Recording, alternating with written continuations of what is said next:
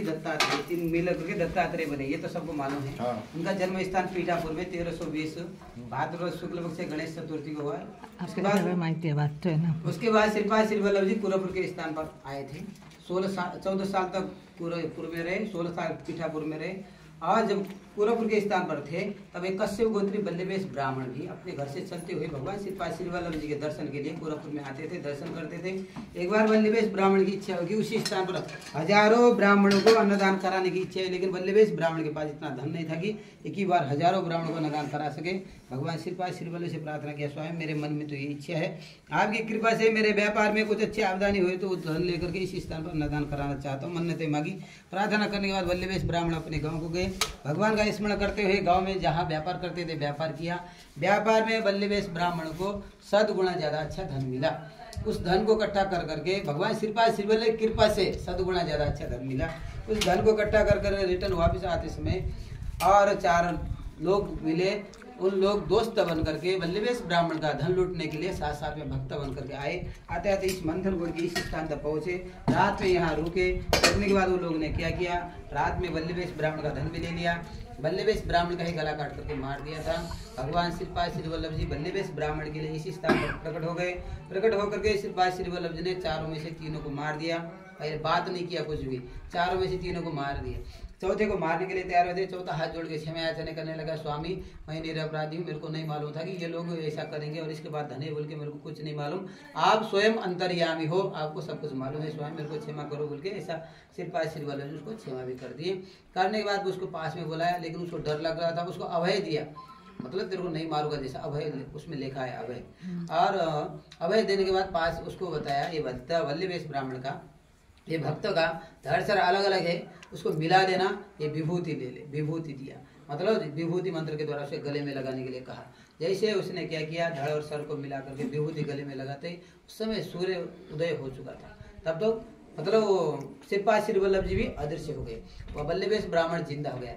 जिंदा होते बल्लभेश ब्राह्मण को क्या दिखाई दिया, जो साथ में आए हुए लोग मरे पड़े हैं उसमें से एक आदमी पकड़ के रखा है। क्या पता डाउट में तूने तो नहीं, इसी आदमी ने तो इन लोगों को नहीं मारा, इसीलिए तो मेरे को मारने के लिए तो नहीं पकड़ा, मतलब डाउट में। तब पूछा बल्लभेश ब्राह्मण ने, तूने मेरे को क्यों पकड़ के रखा है, ये घटना क्या हुई, ये वृत्तांत सुना, स्टोरी बता बोल के बोले। तो उसने बताया एक स्वामी ऐसा आया था, जटाधारी, हाथ में खड्ग त्रिशूल धारण किए हुए, पूरे शरीर में विभूति धारण किए एक स्वामी आए थे।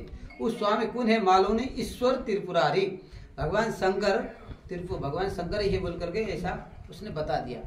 इतने में बल्लभेश ब्राह्मण को मालूम हो गया ऐसा चमत्कार करने वाला तो और कोई नहीं है, मैं जो मालूम है तो श्रीपाद श्री वल्लभ जी है, ऐसा तो और कोई नहीं बोल करके अपना धन इकट्ठा कर यहाँ से पूर्वपुर के स्थान पर जाकर के विधिवत पूजा अर्चना करने के बाद हजारों ब्राह्मणों को अन्नदान कराने का जो संकल्प था, और 1000 ब्राह्मणों को अन्नदान कराने का जो था, मतलब वहाँ 4000 ब्राह्मणों को अन्नदान कराया बोल करके कुछ पुस्तक में ऐसा लिखा है, कुछ पुस्तक में ऐसा लिखा कि हजारों ब्राह्मणों को अन्नदान कराने का संकल्प था। उसी धन से मतलब हजारों ब्राह्मण विधिवत पूजा अर्चना करने में हजारों ब्राह्मणों को अन्नदान कराया, ऐसे भी लिखा है।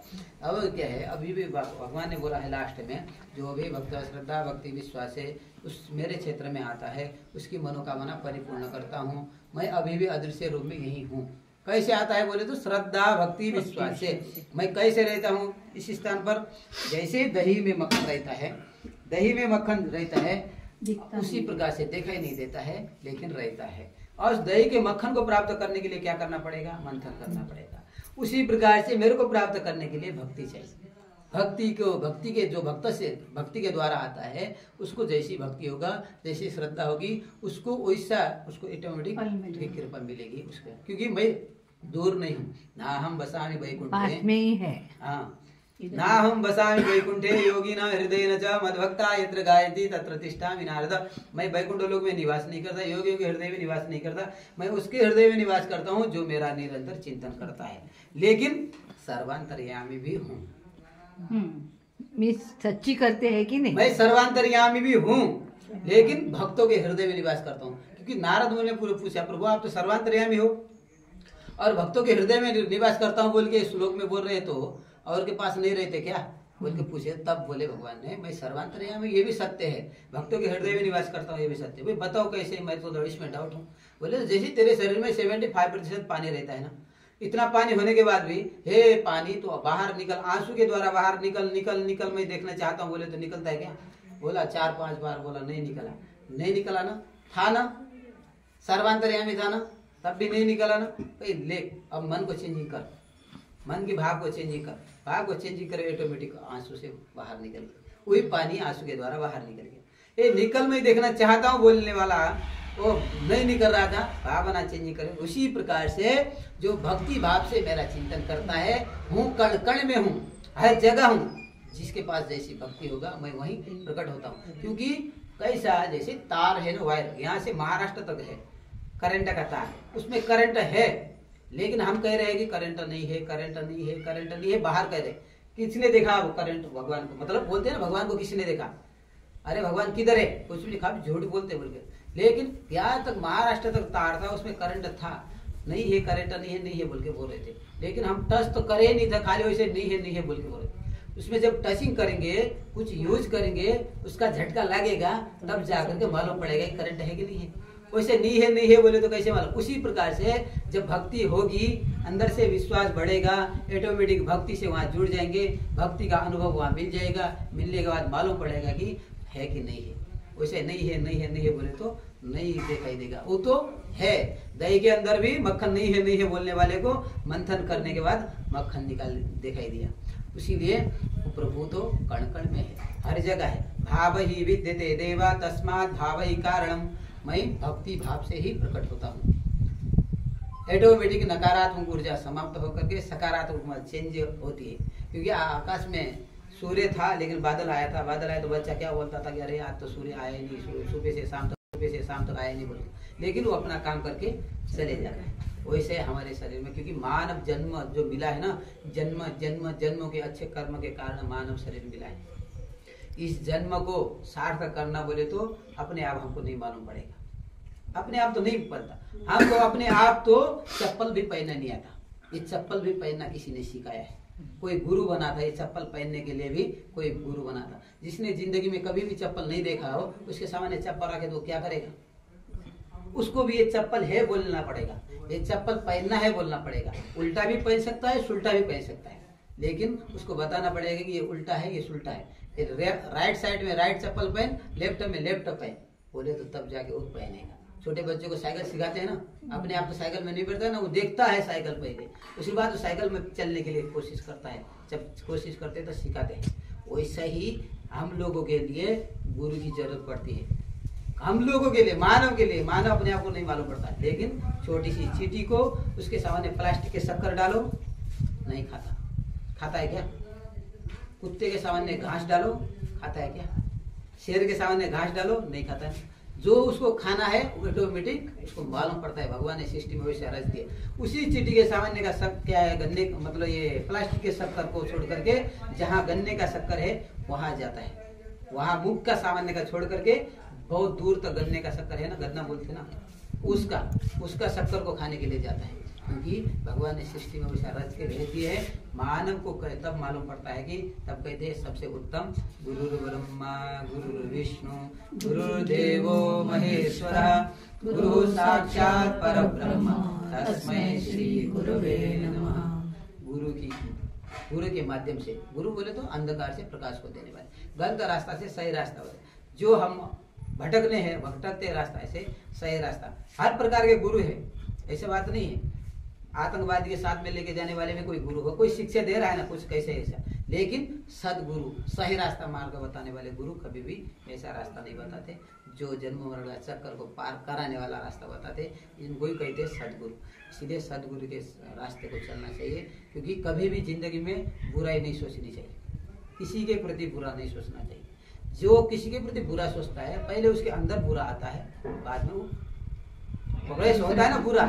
इसीलिए पहले माचिस की तीली दूसरे को जलाने से पहले स्वतः जलती है, बाद में दूसरे को जलाती है। उसी प्रकार से बुरा सोचने से पहले, तब कहते हैं हमारे सनातन में ही कहता है सर्वे भवन्तु सुखिनः सर्वे सन्तु निरामया सर्वे भद्राणि पश्यन्तु मा कश्चित् दुःखभाग् भवेत्। हमारे सनातन में बोलते सबका कल्याण हो, विश्व का कल्याण हो बोल के बोलते हैं। क्योंकि सबका कल्याण हो तो उसमें हम क्या कर सकते हैं? हमारे बस की बात नहीं है, चलाने वाला प्रभु ही है। खाली तुम कर्म करते ही जाओ, फल की चिंता मत करो। बोला कर्मण्येवाधिकारस्ते मा फलेषु कदाचन, कर्म करते जाओ, फल की चिंता मत करो। अरे कर्म करते जाओ, फल की चिंता मत करो बोले तो कराने वाला परमात्मा है ना, परमात्मा ही कराना है तो हमारा से बैठे तो क्या है वो खिला देते क्या?